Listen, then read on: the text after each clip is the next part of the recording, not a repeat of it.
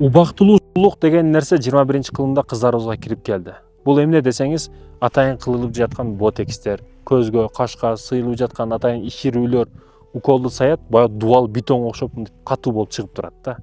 Анан кайра кичине суу көбүрөөк кирип калса денеге же бир кыймыл аракеттер, спорт башка менен болгон учурда баягы укол кайра эригенди баштайт, шалпыйып беттерге тиришишет. Анда күчтүүрөөк дозаны дагы уколду саят, дагы дубал окшоп чыгып турат. Ушул нерселер жаман өнүгүп атат. Бүгүн эркектер дагы өкүнүчсүз кылып атат да ушул нерселерди. Ботекске окшогон нерселерди.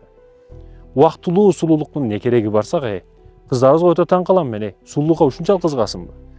Атайын сулуулук үчүн өзүңдүн Аллах берген сулуулугуңду бузуп, ботекс, мына илебиңди иширүү, кулагыңдын астын иширүү, көкүрөгүңдү иширүү, булардын не кереги бар сага? Урматтуу эже карындаштарым, ойлонуш керек. Кенен ойлонгонду бил сен. 10 жылда 15 жылда ойлобо сен. 50 жыл 60 жыл жашайсың сен. Ошо сулуулук менен жагат дейсиңби? Изилдөөлөрдү кара сен, статистиканы кара.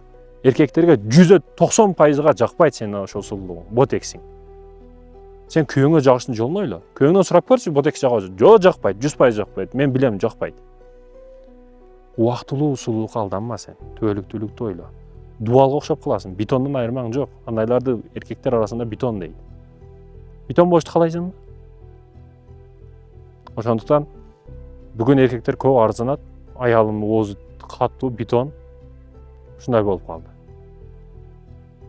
Ошондуктан эже карындаштарым, буну бир башталгандан кийин өмүрүңүн аягына чейин кылышка туура келет. Бул ботекс, бул нерселер, бул өмүрүңүн аягына чейин кылышка туура келет. Бул өтө катуу ойлон.